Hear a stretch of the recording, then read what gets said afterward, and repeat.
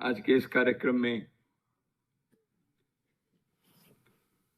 इस ग्रंथ के लोकार्पण के लिए पधारे आंध्र प्रदेश के सम्माननीय राज्यपाल और भारत के सर्वोच्च न्यायालय के पूर्व न्यायाधीश माननीय अब्दुल नजीर साहब जी,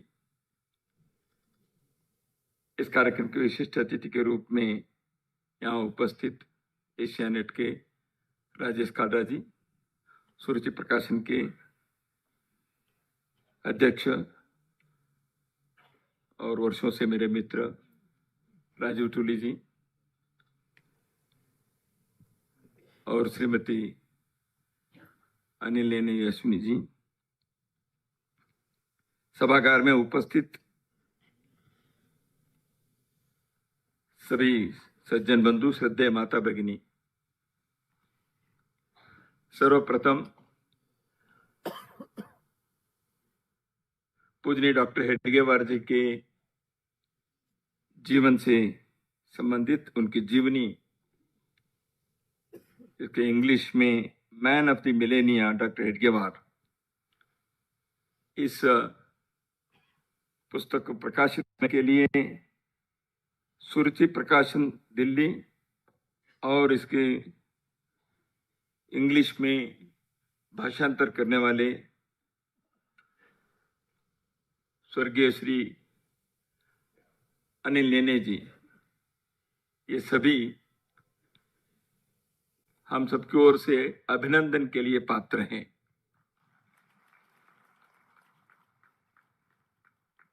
सुरुचि प्रकाशन के बारे में राजू जी ने कहा ही है। श्री अनिल लेने जी के बारे में संक्षेप में यहाँ कहा गया। मान्य अनिल लेने जी से कई वर्षों तक मेरा संपर्क संबंध रहा। इंग्लैंड के मेरे प्रवास में भी, भारत में जब भी वो आते थे, विशेष करके पुणे में थे और अन्य स्थानों पर आए, कार्य करते करते वो इस लोक से चले गए। थाईलैंड में, बैंकॉक में वर्ल्ड हिंदू कांग्रेस के तीसरे अधिवेशन में वो वहां भाग लेने आए थे। पहले दिन रहे और तीसरे दिन होटल के रूम से वो बाहर नहीं आए। कार्यक्रम समारोह होने के बाद सभी को लगा अनिल जी नहीं दिख रहे हैं, तो तब तक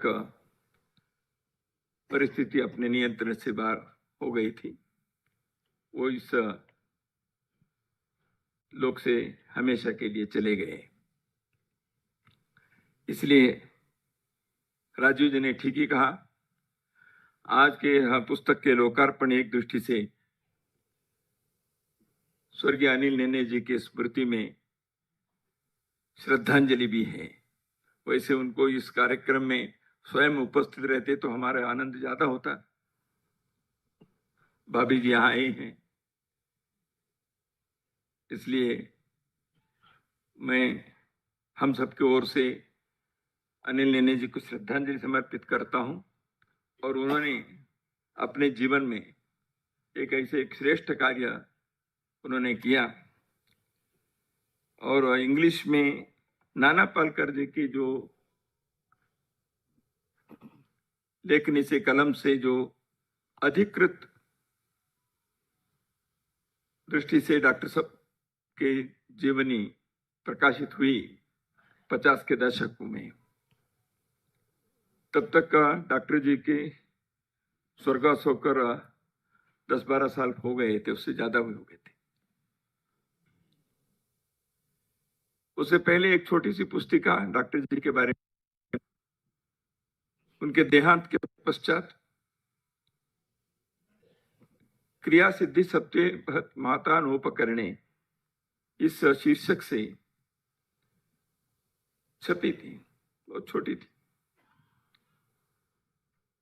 डॉक्टर जी के बारे में नाना पालकर जी ने बहुत शोध करके डॉक्टर जी के जीवन में उनके साथ जो कार्य किए, जो तब जीवित थे ऐसे लोगों से मिलकर, या डॉक्टर जी के पत्र जो मिले उसके आधार पर, उन दिनों में समाचार पत्रों में जो मिला था उसकी दृष्टि से उन्होंने तो एक अधिकृत डॉक्टर हेडगेवार चरित इस नाम से मराठी से उन्होंने प्रकाशित किए। हिंदुस्तान के हर भाषा में पिछले दशकों में उसका अनुवाद हुआ था।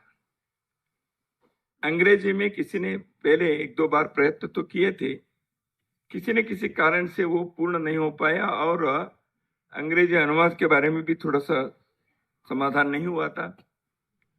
अनिल नेने जी ने प्रयास किया। वैसे अंग्रेजी में दो विशेष रूप से मैं उल्लेख करूंगा। दो पुस्तकें अंग्रेजी में आए हैं।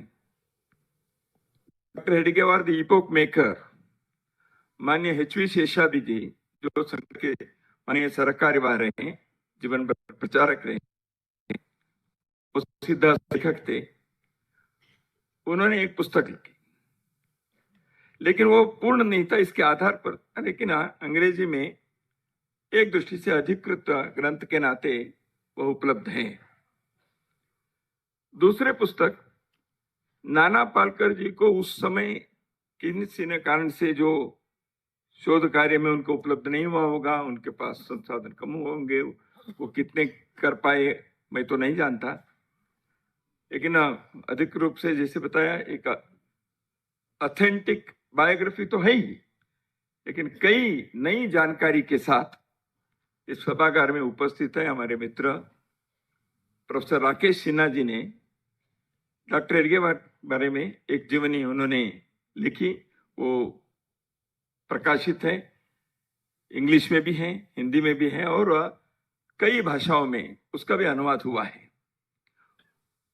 संघ के बहुत सारे अध्ययनशील लोग, संघ के कार्यकर्ता अधिकारियों में राकेश सिन्हा जी के उस पुस्तक के बारे में विशेष रूप से उन्होंने उल्लेख किया, क्योंकि नाना पालकर जी को जो कुछ बातें उस समय उपलब्ध नहीं हुई होगी वो इसमें आए राकेश सिन्हा जी की। इसलिए मैं एक दृष्टि से कहूंगा, नाना पालकर जी की जो पुस्तक अभी जो आज लोकार्पण हुआ है इंग्लिश, राकेश सिन्हा जी की पुस्तक और माननीय शेषाद्रि जी की पुस्तक, तीनों मिलकर 3 वॉल्यूम्स के मिलकर डॉक्टर हेडगेवार जी की जीवनी पूर्ण हो जाती है, ऐसे मानना चाहिए। तो इसलिए मैं ये कह रहा हूं, आप पढ़िए, वो दोनों भी पढ़िए। वैसे देखा है तो आज मेरा भाषण वैसे यहाँ बहुत प्रासंगिक नहीं है। क्यों? मैं संघ के कार्यकर्ता हूं और साल भर संघ के बारे में बोलता ही रहता हूं, इसलिए मैंने कहा मुझे आज मुख्य भाषण नहीं करना है। अभी राजेश जी काला जी ने संघ के बारे में उनके अनुभव के आधार पर कुछ बातें बताई। हम संघ के लोग ऐसे लोग हैं, इतने शुष्क हैं, हम धन्यवाद भी नहीं देते। तो हमको लगता है ठीक है, अच्छी बात है, आपने संघ को इतने समझ लिया नजदीक से, तो संघ को दूर से समझने के प्रयत्न मत करो, संघ में आओ, देखो, संघ के लोगों से नजदीक से देखो, आकर देखो, आपको ठीक नहीं लगा तो चले जाओ। तो ऐसे कई बार हम कहते हैं। तो संघ के समझने के लेकिन दिल ज्यादा चाहिए, क्योंकि संघ उस प्रकार के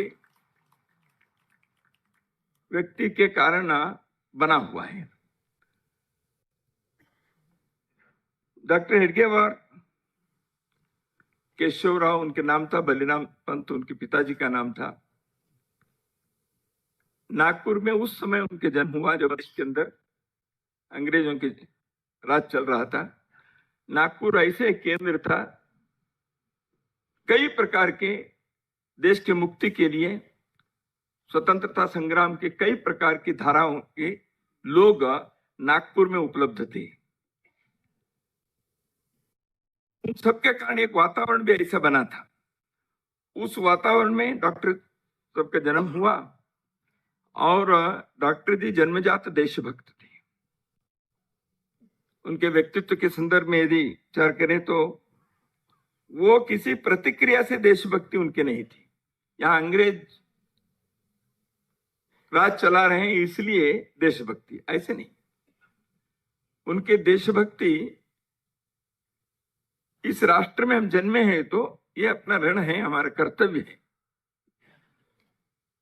तो इसलिए he was a born patriot and uncompromising patriot and an active patriot. और इसलिए उनके वाणी में वह देशभक्ति धड़कती थी।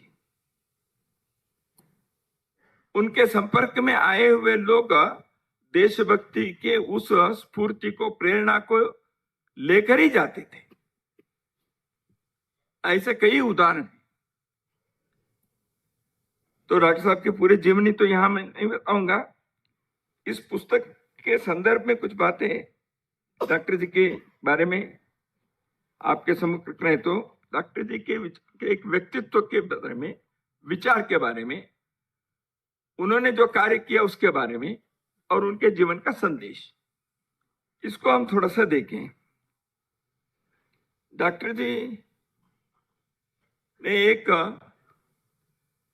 संगठन प्रारंभ किया जो आज विश्व में अध्ययन के एक विषय बना हुआ है। Every year there are books being published on the movement called Rashtriya Swayamsevak Sangh. And the people who are studying the RSS are not the Swayamsevaks of the RSS. Many people who may be identified as the outsiders. RSS doesn't consider anyone to be outsider. However, in order to make my words better understood, I am saying that people who have not worked in the RSS, those who have tried to attend RSS just now, as Rajesh Kalraji was mentioning, people of this country, people of other countries, they have come out with books on RSS. संघ के कार्य के संदर्भ में, संघ के विचार, philosophy के बारे में, संघ ने समाज में क्या बदलाव लाया है, इसके बारे में बहुत सारे लोगों ने पुस्तक लिखे हैं। पिछले एक दशक में more than dozen books have come out. The founder of RSS passed away in the year 1940। देश स्वतंत्र होने के 7 साल पहले स्वर्गवास हो गया। तो आज इतने वर्षों के बाद भी डॉक्टर हेडगे बारे में अध्ययन करना, उन्होंने क्या किया ऐसे जिसके कारण से राष्ट्र सर्वोपरि देश के लिए जीवन के हर कण को, हर क्षण को देना चाहिए, ऐसे कहने वाले लोग हर पीढ़ी में जन्म लेते हैं और संघस्थान में ऐसे लोग तैयार होते हैं। ऐसे कौन सा मंत्र, ऐसे कौन सा तंत्र इस महानुभाव ने दिया, यह अध्ययन के विषय आज विश्व भर में बना हुआ है। People are studying not just RSS but the founder of the RSS. लेकिन डॉक्टर हेडगेवार कैसे थे? उन्होंने कहा मैं फाउंडर नहीं हूं और मैं कोई नया काम नहीं कर रहा हूं। डॉक्टर हेडगेवार जी ने कभी यह नहीं कहा मैंने आरएसएस का प्रारंभ किया है। उन्होंने जिस दिन संघ को प्रारंभ किया अपने घर के ऊपर के कमरे में 16 लोगों के सामने, उन्होंने कहा हम लोग आज संघ का कार्य प्रारंभ करेंगे। उस दिन संघ का नाम भी राष्ट्रीय स्वयंसेवक संघ नहीं बना। 6 महीने के बाद संघ के कार्यकर्ता जो उनके सहयोगी थे उन सबको बिठाकर उन्होंने पूछा अपने कार्य का नाम क्या रखा जाए। And democratically it was decided that it will be राष्ट्रीय स्वयंसेवक संघ। तो फिर उन्होंने 4 महीने के बाद और एक बताया, आपको संघ का उद्देश्य क्या होना चाहिए, आपको क्या लगता है, लिख के लाइए। तो फिर संघ के गुरु कौन होने चाहिए, इसकी चर्चा की। उन्होंने कभी अपने को गुरु नहीं माना, किसी व्यक्ति को गुरु नहीं माना। उन्होंने कहा व्यक्ति कितने भी बड़े हो, आज ऐसे हैं कल ऐसे हैं, दोस्त दिखते होंगे, और देखने वालों के मन में कैसे हैं ऐसे गुरु दिखते हैं। इसलिए उन्होंने कहा भगवद्वज गुरु है। एक विशिष्ट प्रकार के सोच के व्यक्ति थे। तो इसलिए उन्होंने ये नहीं कहा मैं कोई नया कार्य प्रारंभ कर रहा हूं, उन्होंने कहा मैं कोई नया कार्य प्रारंभ नहीं कर रहा हूं। भारत में अपने समाज को यहाँ के प्राचीन संस्कृति परंपरा के आधार पर युगानुकूल संदर्भ में इस समाज को संगठित अवस्था में लाने का प्रयत्न हर युग में होता रहा है। उसी कार्य को मैं आज इस संदर्भ में प्रस्तुत करना चाहता हूं। मैं कोई नया कार्य प्रारंभ नहीं कर रहा हूं। He did not claim any credit for founding a new organization. तो डॉक्टर हेडगेवार उस प्रकार के व्यक्ति थे। उन्होंने ये समाज का काम है, समाज के लोग करेंगे। तो इसलिए उन्होंने जब उनको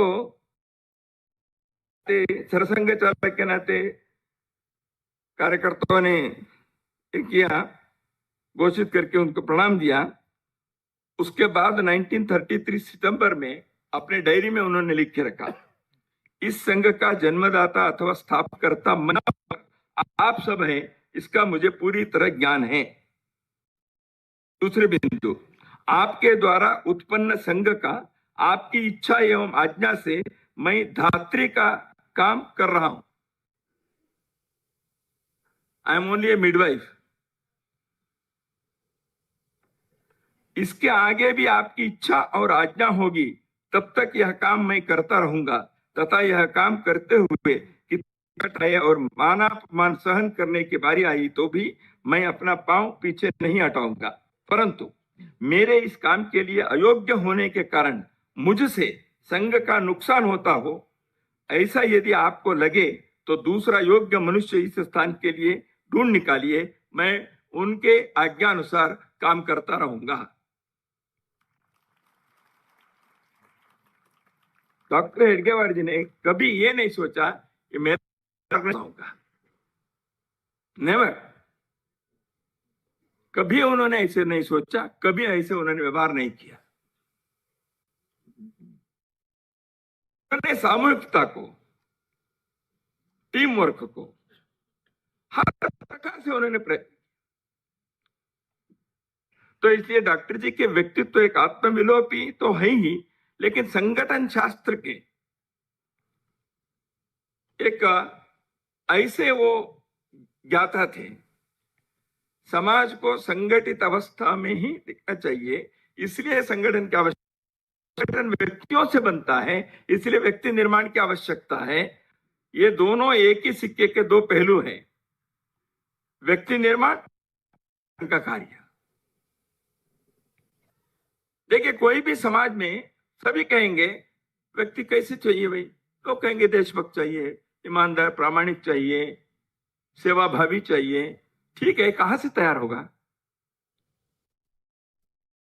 से, विद्यालयों की शिक्षा से, समाज के वातावरण से, सामाजिक धार्मिक राजनीतिक नेतृत्व से, इन सब के कारण होना चाहिए। लेकिन हुआ क्या?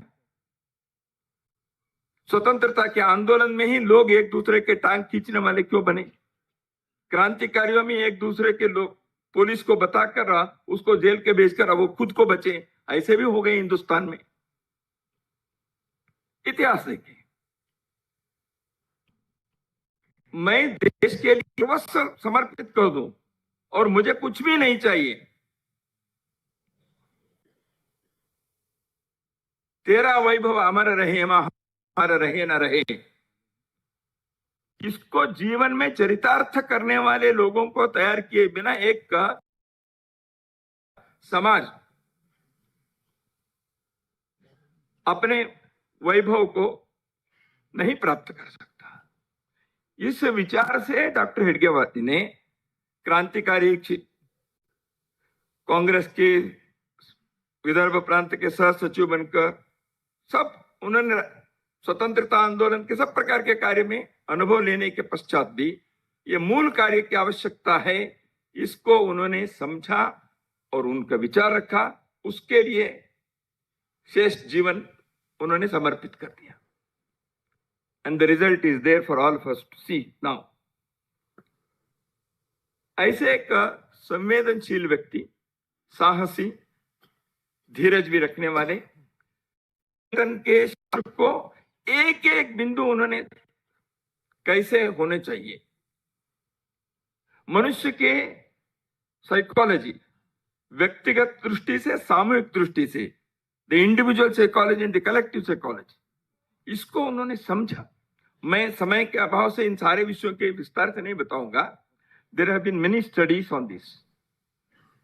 लीडरशिप क्वालिटी को कैसे डेवलप करना चाहिए, टीम वर्क को कैसे डेवलप करना चाहिए, इसके बारे में डॉक्टर हेडगेवार जी ने जो किया, आज मैनेजमेंट के विद्यार्थियों के लिए स्टडी का विषय बना हुआ है। ऐसे पुस्तकें छपी हैं।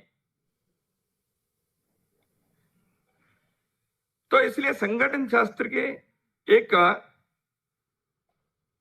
न केवल ज्ञाता है, संगठन के निर्माता है। और विचार के दृष्टि से, जैसे मैंने कहा, प्रखर, उसके लिए कुछ भी करने के लिए तैयार। देश की स्वतंत्रता के लिए 2 बार वो जेल यात्रा किए, 1921 में और 31 में। उन्होंने स्वतंत्रता के हर प्रयास में कार्य किया, स्वतंत्रता आंदोलन में। तो राष्ट्र समाज के एक आत्मविश्वास को, पुरुषार्थ को जगाए बिना राष्ट्र वैभव संपन्न नहीं हो सकता। अपने समाज में 3 प्रकार के दोष हैं। कालक्रमेण हम समाज के अंदर ये अवनति आ गई। एक, हम आत्माभिमान शून्य हो गए, lost our self respect as a nation. Second, Dr. Ji found that we are unable to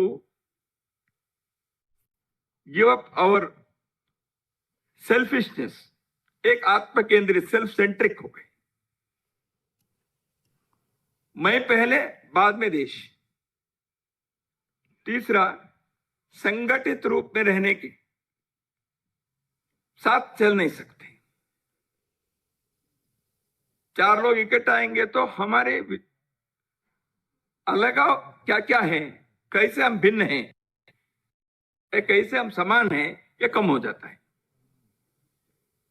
इन 3 दोषों को उन्होंने आइडेंटिफाई किया और उसके आधार पर समाज के लिए उन्होंने कहा। इसलिए संस्कृत में एक केशवाष्टकम करके जो डॉक्टर हेडगेवार के बारे में रचना हुई है, उसमें यही कहा है, यो डॉक्टर एति पिछजाम पदमा दधानो विज्ञातवान भरत भूमि रुजान निदानम संघौषधम सुदपादि नवंचयेन तम केशवम मोहरा मनसा स्मरामि।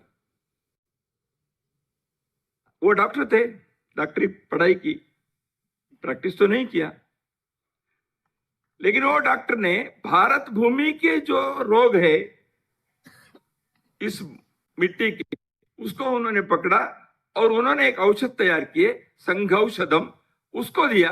इस कारण से वो रोग दूर होने की स्थिति आ गई। ऐसे इसमें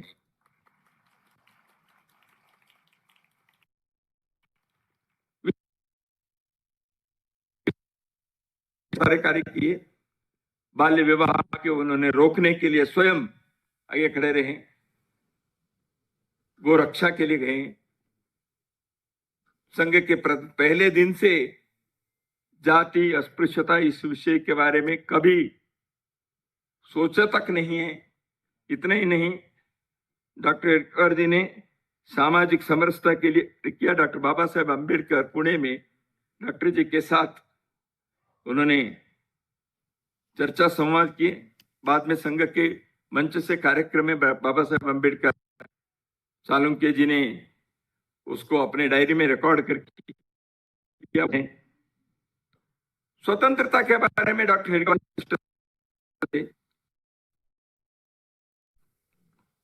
नाक में कांग्रेस का कॉन्फ्रेंस हुआ। कांग्रेस अधिवेशन में व्यवस्था में थे, स्वागत समिति में थे, और उस समय 30-31 साल की आयु उनकी थी। वो सब लोग मिलकर नेशनलिस्ट यूनियन करके एक मंच बना था। उन लोगों ने एक सभा की। कांग्रेस के लिए 2 प्रस्ताव नागपुर के रिसेप्शन कमेटी के ओर से उन्होंने उसके सामने रखा। Resolution number 1 that was proposed by doctor Hedgewar, वो था राज्य के घोषणा करें अपने अधिवेशन में, ऐसे विशुद्ध स्वातंत्र्य, ऐसे उन्होंने लिखा है। होम रूल वगैरह नहीं, विशुद्ध स्वातंत्र्य। अंग्रेज यहां से जाना चाहिए, हम अपने देश को हम संभालेंगे। ये कांग्रेस के रेजोल्यूशन तब तक नहीं हुआ था, उसमें भी नहीं हुआ, तो उन्होंने ये विचार रखा। दूसरे उन्होंने कहा, जो अपने को विशेष रूप से गौर करने की बात है, दूसरे प्रस्ताव उन्होंने जो रखा था वो है, कांग्रेस ये तय करे कि भारत में प्रजातंत्र की स्थापना करके विश्व के देशों को पूंजीवाद के चंगुल से मुक्त करना चाहिए। यानी he had a global vision that the India's freedom is not just for the liberation of the people of India, but it is for something more. We have to liberate, emancipate those countries who are also suffering because of the colonial capitalist forces. ये उन्होंने कहा। बाद में लाहौर कांग्रेस में जब पूर्ण स्वराज की घोषणा रावी नदी के तट पर नेहरू जी ने प्रस्ताव रखा, उसको 26 जनवरी के दिन को उन्होंने राष्ट्रीय स्वयंसेवक संघ के सभी शाखाओं में उस विषय को आनंद चाहिए, भाषण होने चाहिए, कांग्रेस का अभिनंदन देकर प्रस्ताव पारित करो, ऐसे उन्होंने पत्र भेजा पूरे देश के अंदर, और संघ के शाखा में ऐसे कार्यक्रम हुए। That was doctor Hedgewar. तो इसलिए डॉक्टर हेडगेवार जी के कई, तो मैं सभी केस में नहीं जाऊंगा। डॉक्टर हेडगेवार जी के बारे में, उनके जीवन का संदेश क्या है, श्री गुरुजी गोलवलकर जी ने ये जो पुस्तक आज जिसके लोकार्पण हुआ है, उसके मूल परिश्रमी एवं कर्मठ जीवन से सर्वसाधारण व्यक्ति को एक आशादायी संदेश मिलता है। दरिद्रता, प्रसिद्धि विहीनता, बड़ों की उदासीनता, परिस्थिति की प्रतिकूलता, पग पग पर बाधाएं, विरोध, उपेक्षा, उपहास आदि का कटु अनुभव के साथ साथ स्वीकृत कार्य की पूर्ति के लिए आवश्यक साधनों का अत्यंत अभाव आदि कितनी भी कठिनाइयों के मार्ग में आए तो भी अपने कार्य के साथ तन्मय होकर मुक्ति से सुख दुख का माना अपमान, यश अपयश आदि किसी की भी चिंता न करते हुए यदि कोई प्रयत्नशील रहेगा तो उसे अवश्य सफलता मिलेगी।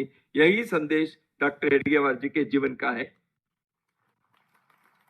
आप अपने रास्ते में बाधाएं आएंगी, लेकिन आपके रास्ता का मार्ग है।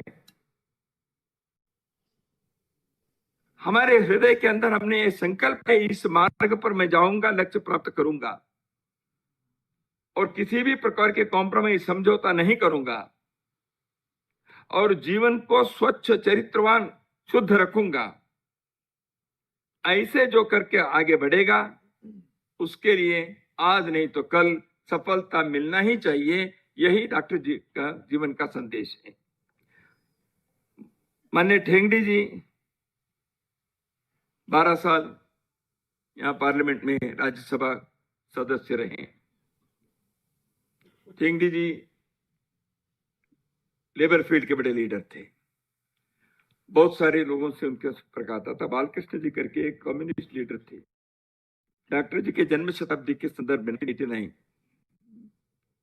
देश भर में डॉक्टर जी के चित्र वगैरह लगाया संयोजकों ने। लोगों ने पूछा ये कौन है?